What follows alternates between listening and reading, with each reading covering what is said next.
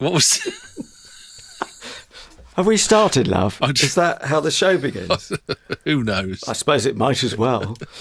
I thought you were going to show interest. Sorry, listener, we will come to you in a moment, but we're just finishing off the conversation.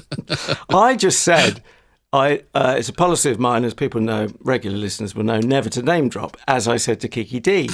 And then I thought you were going to ask, the fool that I was, I thought you'd show some interest in me for a change, but why break the habit of a lunchtime? And I was preparing my answer to, what was the context for that? And actually, she was on a radio programme talking about 70s style coming back. All right. And as ever, we will encourage our listeners, yes, we're with you now, if you're saying Kiki who, then you need to Google it. Sorry, hang on. The woman who wore dungarees in her most famous video is talking about 1970s style coming back. That's just so I know where I am with that one. Don't be dungareeist. There's lots of people in Dungeness as a man who has a 4-year-old and a 2-year-old child and watches much more children's television than I need to, right?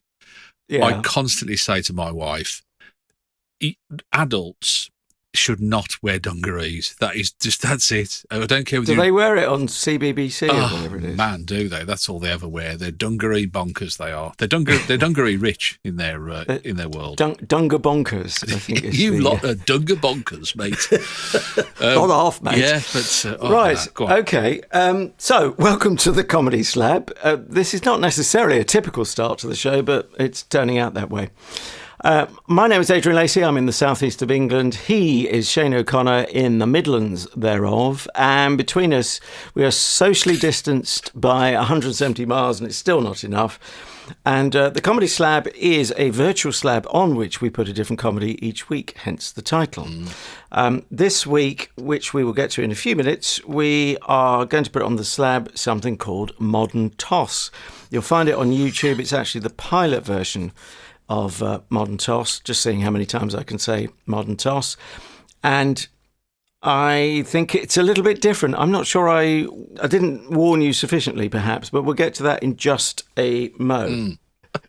Anyway, putting that to one side, we've got some comedy news, as we do around this time each week. And I thought of you when I set this comedy homework. Did you get how compassionate and empathic towards you it was in terms of what I thought you might like? No, I didn't actually. Why? How so? Go on, tell me.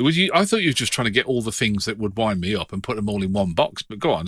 How did you? No, I can be accused of that with certain shows I put on the slab of comedy. But actually, no, it was the fact it had Ramesh Ranganathan in it. Yes. Now, he is, amongst many other skills, a stand-up comedian, but you're on the record before, in previous Comedy Slab episodes, as saying you like him as an actor, a comedy actor. Ramesh Ranganathan acting, yeah, that. I like that. Well, I like the last thing that we saw him in, which was that pub Landlord, thing. Reluctant Landlord? Reluctant Landlord, yeah, good memory, yeah.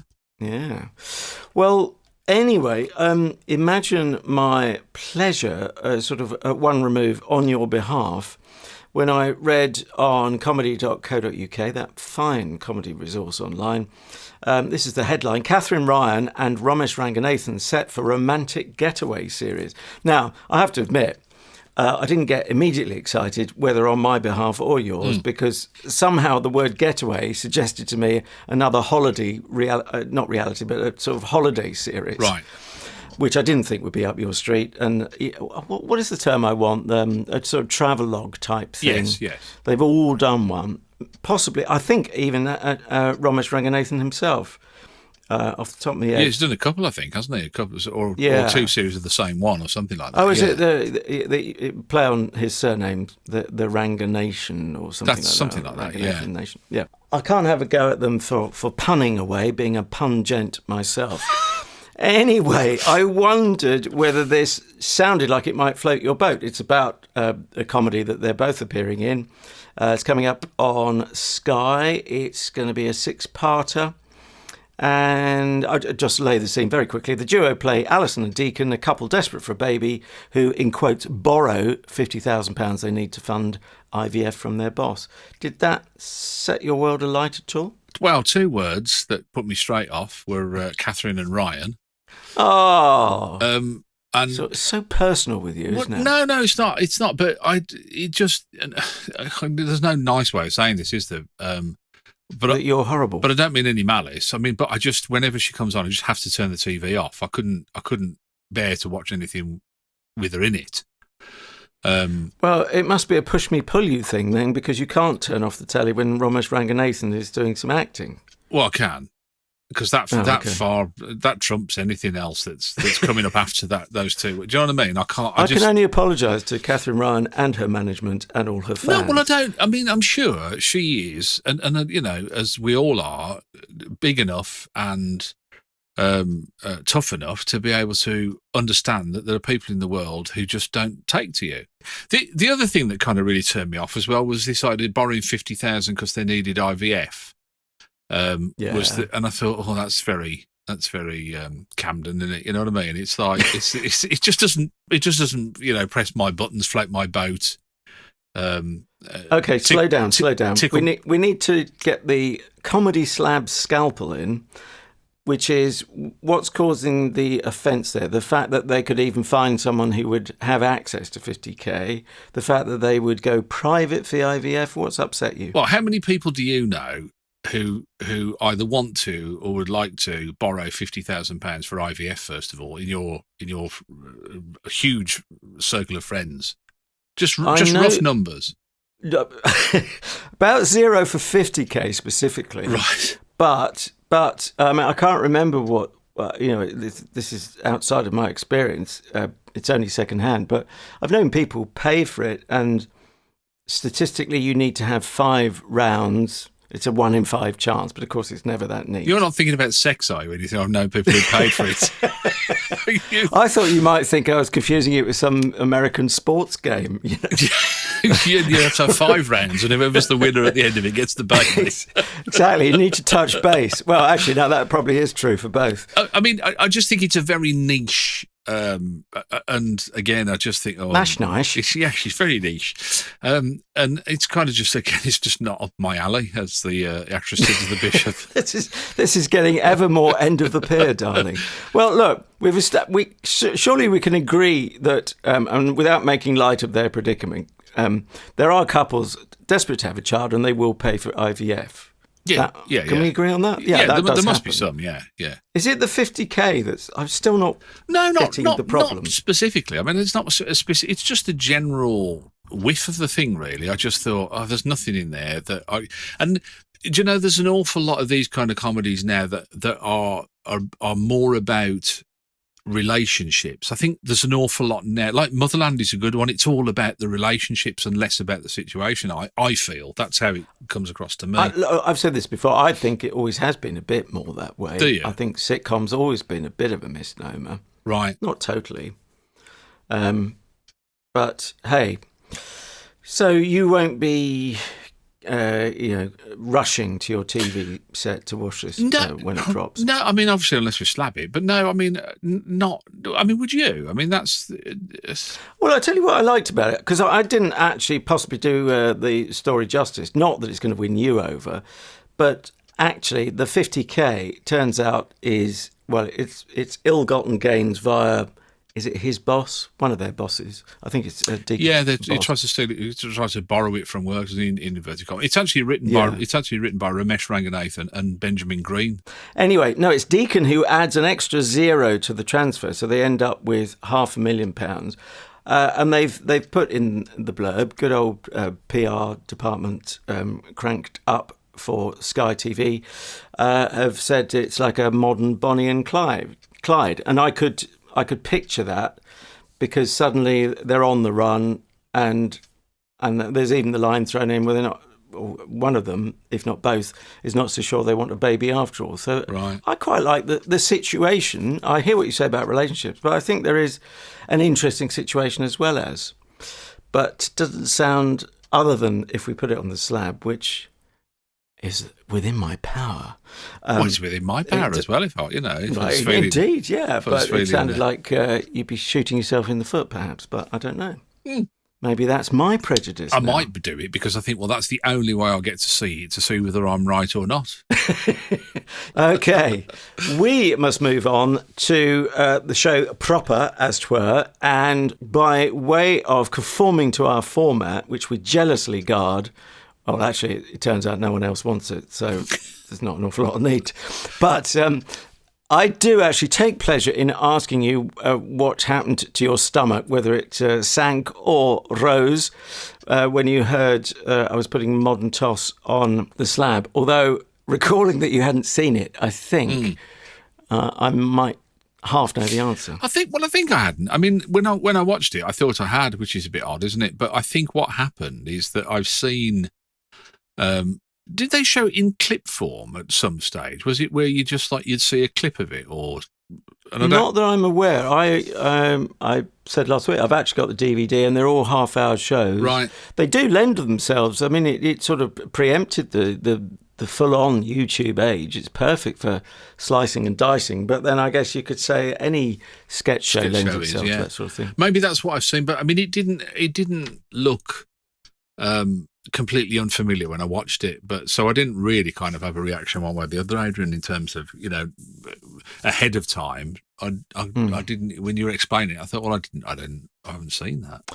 Okay, well, let's park that there, and we look forward to your real reaction on actually viewing it, and you'll be giving us a headline the other side of the first of two audio clips we have. I kind of hinted earlier that I may not have laid the ground sufficiently to let you know, Shane, and indeed our listeners who were listening last week when I put the homework out there. I may not really have given enough warning just how out there, to use that phrase in a different context, the show is. Certainly was at the time, which is sort of 15 or so years ago. It's a bit off the wall. The other thing which I ought to say is it's very hard to find anything that's not strongly visual, which is a bit of a hardship when you're doing an audio podcast. But I've done my best here. So think very wacky. It actually comes, as we may talk about a little bit more further down the line in the show today, comes from a comic strip type setup previously. But anyway, it's Channel 4 that took it on. Channel X is the production company. And what to say about this particular clip? Well, if you imagine, or you may not have to imagine if you've actually worked in customer services, the kind of complaints you get and how you end up absolutely loving the human race and thinking everyone is living their best life and pushing themselves to the... Oh, hang on. No, it doesn't work like that with customer services, does it? You see the worst of human nature. Well, this, you can't see the caption because it's visual only, it's not voiced, but the caption that precedes the sketch, of which you'll hear a minute or so now, actually says customer services training. There's a lot of animation, but this is mostly real people, maybe against a sort of green screen type backdrop, but and then revoiced hilariously. We'll talk about that a bit later on. So this is the customer services training experience from hell. Hello, customer services. These hand warmers I bought of you have melted all the bones in my hands. Can you wait, please? Hello, customer services. This kitchen I bought of you has given me manic depression. Can you hold, please? Hello, customer services. This Hoover I bought off you sucked all my hair out. Can you wait, please? Hello, customer services. I bought this food blender off you and all the instructions are in words. I don't even know what it is. What the fuck is it? Can you hold, please? Hello, customer services. This hammer I bought off you banged my hand off. Can you wait, please? Hello, customer services. This sandwich I bought off you clogged my mouth up. Can you hold, please? Hello, customer services. This television I bought of you, when I looked inside it, the door shut. What are you going to do about it? Can you wait, please? Hello, customer services. What are you going to do about this? Right, I'm coming in now. I didn't really understand why they were different languages, and then voiceover. I don't wonder what they were trying to do with that. There, I mean, that's a good example there, because that was kind of like 3 would have been enough. Do you think? It sounds longer in audio only. I didn't notice that when I was looking at the visuals. Right. So it is perhaps a bit tough on the ear. I admit that now. Do you want a headline? I do. In your own time. Can I just tell everybody we've had a bit of a technical difficulty before we were starting recording. So normally we have video, we can see each other, but we've turned the video pictures off to enable the audio to work better. So Adrian can't see my face. And on this occasion, I think he did really well to have a technical difficulty in the thing. This isn't sounding good. My headline is, I'm old-fashioned. I'm not a modern tosser. Okay. I mean, I get the whole gist of what they're trying to do. I came away from, and I've never said this, I think in just short of 200 episodes of the Comedy Slab, but I came away from this feeling, and I won't use the D word because I think it's a bit disrespectful to people who do have that, but I came away from this feeling very low and very fed up and very kind of down. It had a real impact on me. I thought I had to have kind of 10 minutes to just kind of move off it, really. I found it really disturbing. Well, I'm disturbed on your behalf. Sounds like you internalised it quite a lot. I thought it'd be the opposite, actually. If you didn't like it, I thought you'd end up where you're just aloof. It's just on the box in the corner of the room or corner of the caravan you're currently in. Yeah. And can I just say, when you say that takes away all my gravitas. Anyone who thinks, I really respect Shane's opinion, when you're living in a caravan, that just evaporates, is all I'm saying to you, okay? But carry on. Well, you're not really a gravitasser, are you? You're not a modern tosser, we've established that. You've taken a picture of me with an apparent hat on my head, which is actually a microphone, so... I mean, if anyone emerges from the Comedy Slab with any dignity, they're doing quite well, aren't they? Yeah. Anyway, well, no, I'm sorry to hear that. I can use the D word depression as a sufferer, but I wouldn't be offended if you used it. I mean, it is, it's in common currency anyway. No, it isn't depression. Depression is a very different thing, isn't it? That's why I'm saying. Yeah, but things can be depressing. I'm surprised you had any sort of serious... if not clinical, as Alan Partridge might say. Oh, we're mentioning him.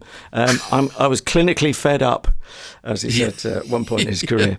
I'm sorry if you were clinically fed up. Honestly, I just found it really dark, dismal. I'm not using the D word on purpose, but today's Comedy Slab comes to you in association with the letter D. Comedy Slab version. Yes. You didn't get any of that. I mean, it was just horrifically violent, gratuitously sweary. It is only cartoon characters getting violent with each other. Oh, I know, but I mean, like, ridiculously, hideously. Well, but isn't that the answer to it? It's so ridiculous. It's off the scale. So, if you see a bit of red on your screen in a cartoon... Red. It was like just gushing out all over the place. It was like... Well, it's exaggeration because they can. Oh, dear. No, I thought it was just awful. It was just horrible. And I'm not surprised Channel 4 commissioned it, because at the time that they did, is that they were doing their kind of, they still do that. We're really edgy. We're out there. We're kind of, look at us. We're kind of like, and I kind of get what it's trying to do in that sense. But the bottom line for me is that, forget all of that, is that where's the comedy in any of it? I didn't think it, if saying the C word is comedic, then you should see me when I bang my thumb with a hammer. I'm hysterical. I should do a stand-up routine. I'm sure I would be laughing, but possibly for the different reasons. To your reaction. Yeah, I could have a Netflix special out of that. It's ridiculously just gratuitously vile. And do you have any laugh out loud moments in there? Was there a particular sketch that made you? Laugh out loud. Well, actually, my sadness is, I think I said this after we finished recording last week. My favourite characters barely get a look in on this one. Spaceman, yeah. And as I say, it's the pilot. It's on YouTube. I hope it stays there indefinitely. Well, it doesn't sound like you would share my wish, but for the purposes of people actually seeing the show that we're slabbing. They can be absolutely hilarious, and I laugh out loud at them. It could be that they still hadn't formed those characters by the time of the pilot. Yeah, I have to say it wasn't as strong as the ones I've got on the DVD, or at least my memory of them. Haven't seen any of those for a few years. Probably the last time I was able to play a DVD through something called a TV, all those initials. But yeah, I certainly have laughed. And no, I'm generally sorry you couldn't enjoy it. I think I must just get into, I don't know, it is only cartoon characters, as I say, and I'm not offended by them sort of soaring off limbs and so on. I mean, on the one hand, I'm tempted to say perhaps it's a reaction to cartoons are normally associated with the children's audience, which you may be watching with your young kids. And it's a kind of rebellion. It's I mean, it's a comedic thing, isn't it, to upend your expectations? So if you're lulled into thinking, oh, what could possibly go wrong with some nice little cartoons, that would be a bit of a chuckle. And then there's limbs being chopped off and all sorts of stuff. And I must be looking at the complete opposite end of the telescope to you, because I just find it. I find it a release, a comedy release, that sort of thing can go on, and then the show ends, and I go away sort of smiling to myself. No one has been injured in the course of the show. No one. No, but that isn't what gratuitous violence on the TV is about, is it? It isn't that you think, particularly in drama or in comedy or in non-factual, is that you don't. It's not because you think, oh, I'm watching a snuff video, but it's because you. It's the documented a man's inhumanity to man that you don't like. It's why people don't watch war films, I presume. It's that kind of thing. But it like I say, I'm not getting all Mary Whitehouse, but it was just. Let me give you an example. The Alan, the sketch Alan, which is, I do find it very funny. So do. Pray continue. Well, tell me what was the this is the thing where he goes into, he's a cartoon character, but he's in a live action scene, isn't he? So they kind of draw him in, whatever. But he goes to a family dinner party and then ties a rope to the table, is it? And then ran out to his car. To the tree, yeah. It ties the rope to a tree in the garden. Then he walks through the house, sort of running out the rope, which he then throws out the window, and then he ties it to his car. And he ends up... Look, for me, I don't know how the writers intended seeing it, but for me, I thought you might like this, given how upset you get about some middle-class comedies. To me, it's disrupting a very uber middle-class dinner party in the way that absolutely could not happen in the real world, because there aren't cartoon characters mixed with real action that tie ropes to trees and so on. And the tree comes right through their dinner party. Yeah. I mean, I'd love to help you find that funny, but I'm absolutely sure I couldn't. Can you try and appreciate it from the disrupting a middle-class coziness, smugness perspective? Surely. But they weren't, though. That was the problem, is that either that or You like them too much. Or I'm middle-class and smug. I think you are. Do you know what I mean? I didn't kind of think, oh, these are people who deserve... for this to happen. I mean, if you take it from an ultra-sensitive point of view, which I don't, but I mean, the family members appeared to care about him as well, and were bothered about him. It's so there was only hostility from him to them, and not from them to him. So, but that's funny as well, because it's completely asymmetric. You don't know any of the history, but his sister is there. And she seems nice enough, as you say. She seems to care. And actually, the character hasn't fully developed, I don't know whether it's perhaps one series. Absolutely hilarious to me, and won't do it for you. He always arrived playing the same tune, and I don't think it was the one in the pilot. Right. It doesn't ring any bells, does it? No. What tune? No, I can't remember, to be honest with you. But it was a big hit at the time, sort of dance floor classic, mate. For me, it's permission to switch off your hopefully nice morals. To me, it's the very reverse of. It's just a half hour where I can chuckle at those things. Maybe that's it. Perhaps because I don't feel smothered by political correctness. Perhaps you do. And that's why you need to have this as a release. I couldn't find a release from it. I couldn't find entertainment in it. I couldn't find humour in it, and I really did try. I mean, even the things that I didn't think, that was horrible, like the Prince Edward thing that they were doing, and it was just basically him. Oh, we've got him in the second. Oh, clip, okay, actually, right. so. Well, but I mean that was, and pardon the pun because it is cartoon, but it is so one dimensional. There's no depth to the characters. There's no depth to the narrative. There's no story. There's no point where you think that's the joke. I get it now. It's X, Y, Z. There's nothing, and it's a bit like that. Remember we've talked about like anti-comedy before. It's like, where was it Alexei Sale was doing that kind of thing where you kind of think, well, it's not. It's like saying anti-art is just not being able to draw. It's not art, is it? Then it's not. There is no such thing as anti whatever. Anti music is not playing an instrument. That's not music. I thought it was your auntie playing an instrument. You know what I mean? Though it's like you could. It doesn't even work on that kind of sort of uber intellectual artistic level because it's just horrible. Okay, well, maybe I'm just horrible.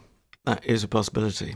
I'd never thought of that, but now you mention it. I bet you had thought of it. Can I just, before nice all of that aside, let's just talk about something else because it was something that another reviewer mentioned, and I thought actually, perhaps that's at the heart of it as well. I mean, the other thing is, for me, it is after the pubs have closed, telly of that period, isn't it? It's like, like when you're drunk, you go, oh yeah, it's really funny, and he demolished the shop. Oh, it's brilliant, because you think things are different. Things are funny when you're drunk. That, do I? You do when you're drunk. What about the whole 25 minutes? I mean, that was the longest 25 minutes, I think, of my entire life, and I hung by my fingertips at one stage. Well, you must have missed the ad break because, well, actually, it wasn't there, but they spliced together parts 1 and 2. That's YouTube for you, although they probably put their own ads in when they feel like it. But it was in a half an hour slot, wasn't it? I mean, yeah. Way too long, don't you think? You won't be shocked to know. I mean, this, as I say, it wasn't the best example.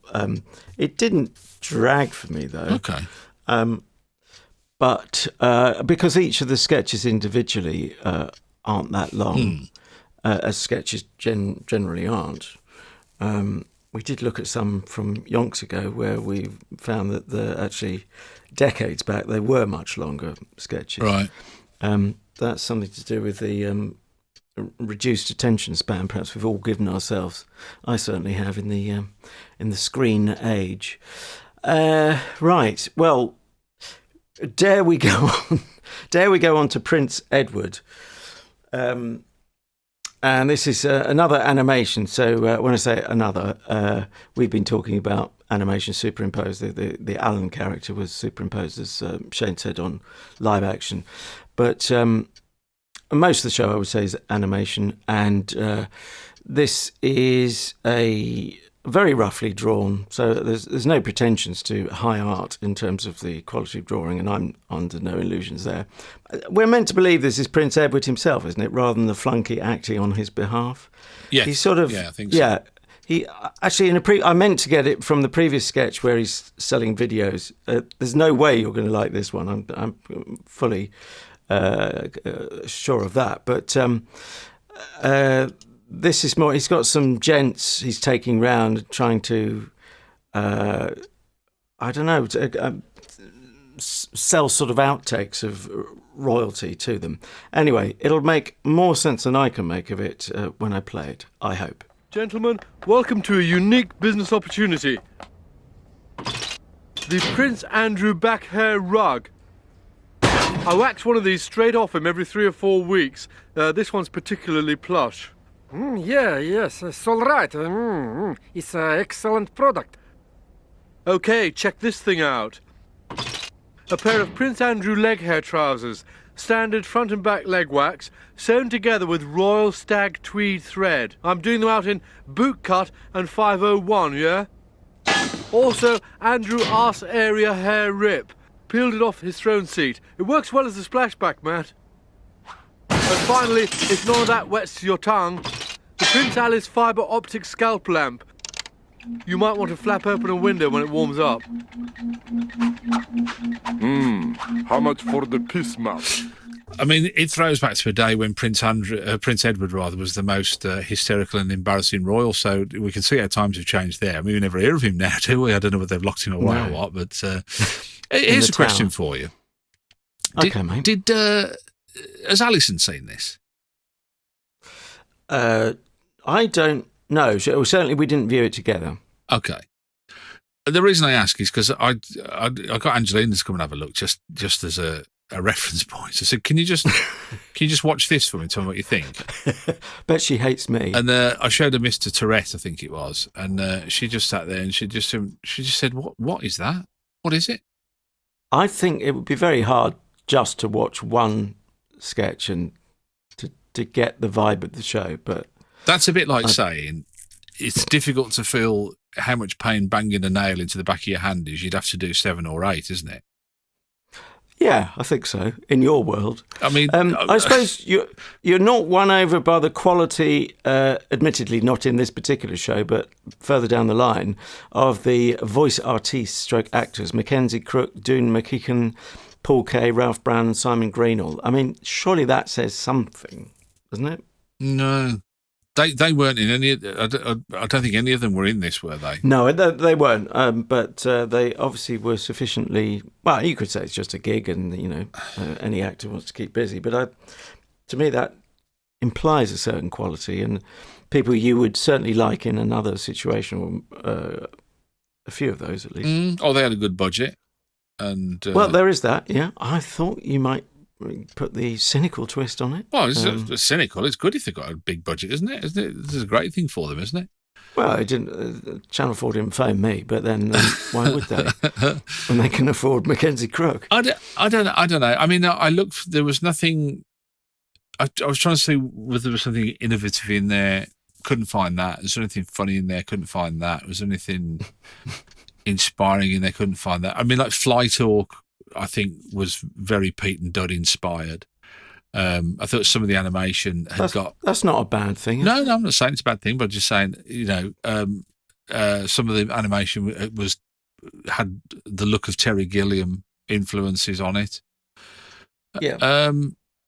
But yeah, I mean, the bottom line for me was coming away and just, I mean, that Weed Killer, the sketch Weed Killer was just like basically a live action of people hitting the earth with shovels with animated heads on, wasn't it? And it went on for such a long time. And again, I kind of think, I'm not really sure if that's comedy, then I think we need to do a podcast about oil paintings because I know more about that. You know what I mean? I don't. Okay, I hear you.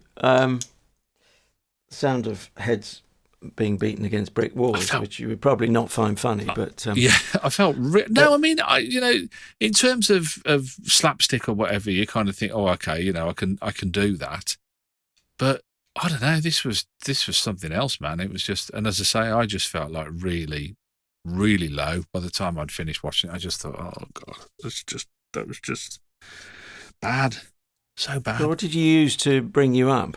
I think I went and watched something, I don't know, or just YouTube videos of people falling off horses or something like that. I don't know. I don't know. There is someone I know who does that, and see, that is different to me. I don't take pleasure in other people's pain.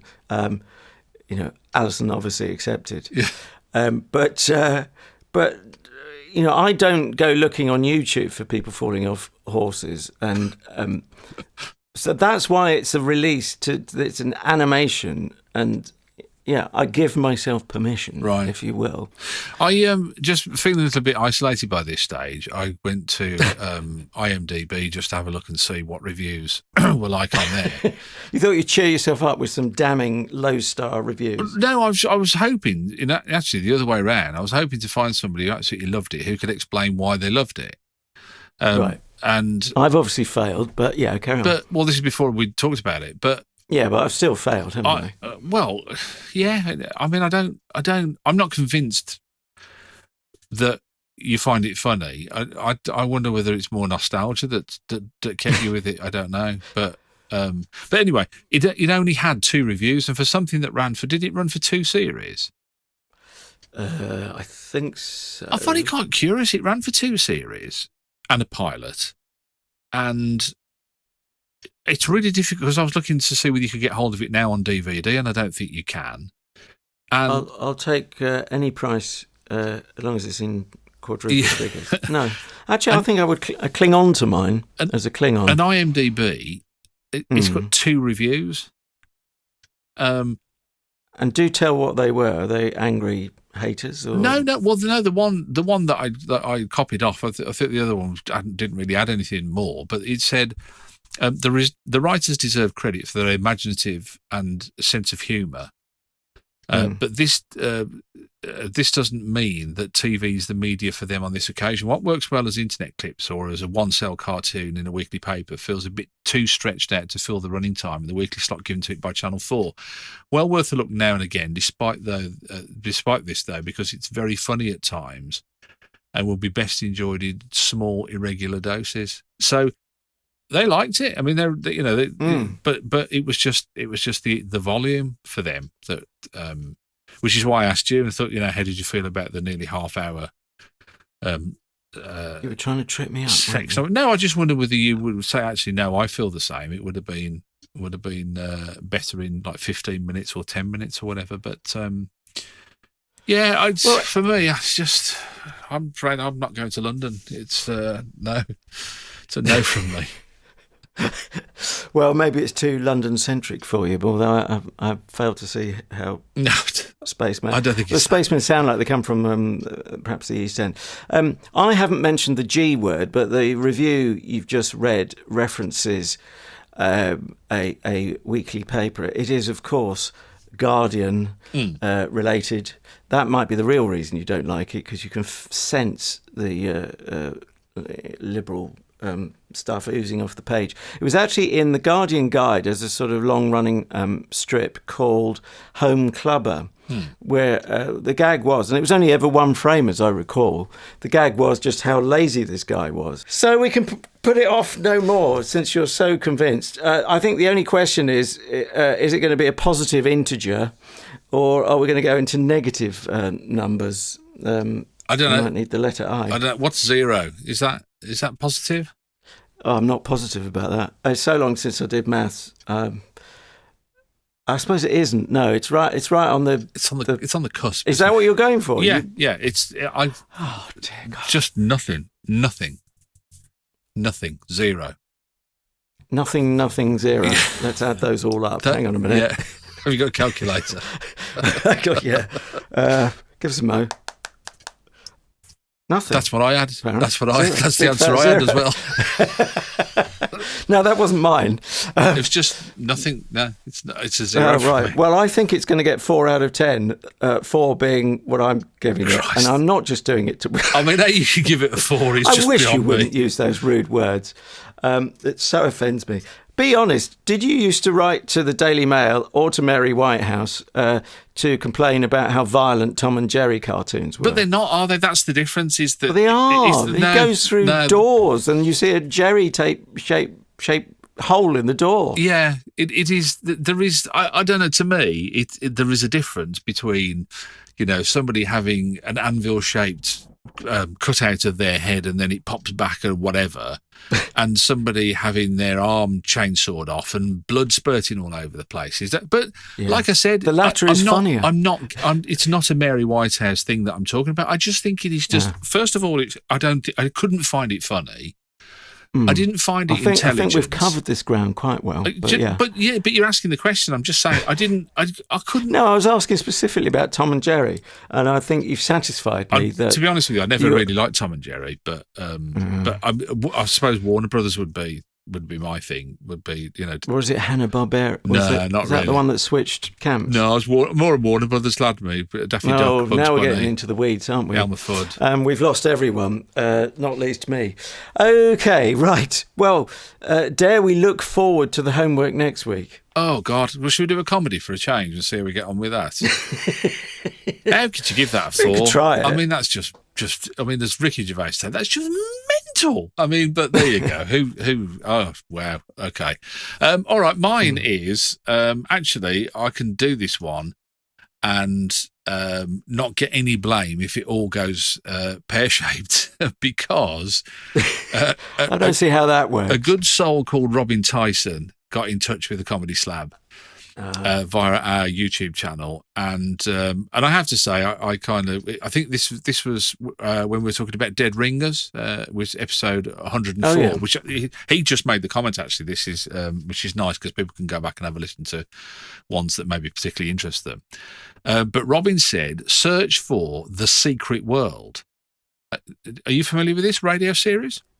No, it's obviously living up to its name.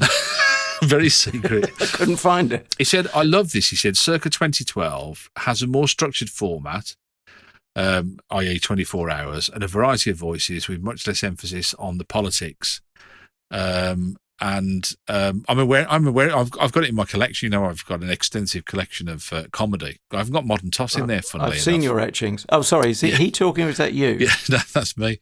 But yeah, so Robin, thanks for that. I do appreciate it. Good suggestion, and we'd like to take you up on your offer. So we're going to do The Secret World, Series 2, Episode 1. It is a Build Air thing, so it kind of comes out of the Dead Ringer stable. Build Air. Okay, but it's almost like if you put. I don't know whether it is different from Dead Ringers. It'd be interesting to see.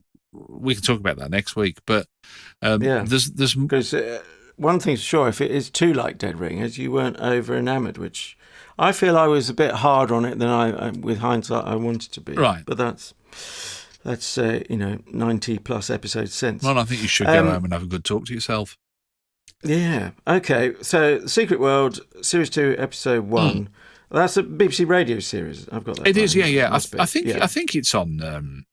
I think it's on BBC Sounds. Actually, I think it's still there. Okay. We'll certainly have a hunt for it. And thanks to Robin. Also, thanks to Lucy King. Now, this might sound a bit in because you and I both work with her, but you tell the story just briefly before we head off. No, I had a note on Twitter the other day. Somebody sent me a message, and it was Lucy, somebody that I used to work with, fine journalist, and a really nice person, and a cat lover as well to boot. So she can't. Well, what cat lover isn't a nice person? Can't be wrong on any front, really, as far as I'm concerned. But she just sent me. I hadn't heard from her for like a couple of years. Since about 3 or 4 years, something like that. She sent me a note. I thought, wonder what she wants, and she sent me a note to say she agreed with you about one of the. I like her even more. I've gone right off her. I have now. I don't. So Lucy, if you're listening, we're not speaking anymore. You never agreed with me. You agreed with him, and I think it's disgraceful. Yeah, I bet you're a Modern Toss fan, aren't you?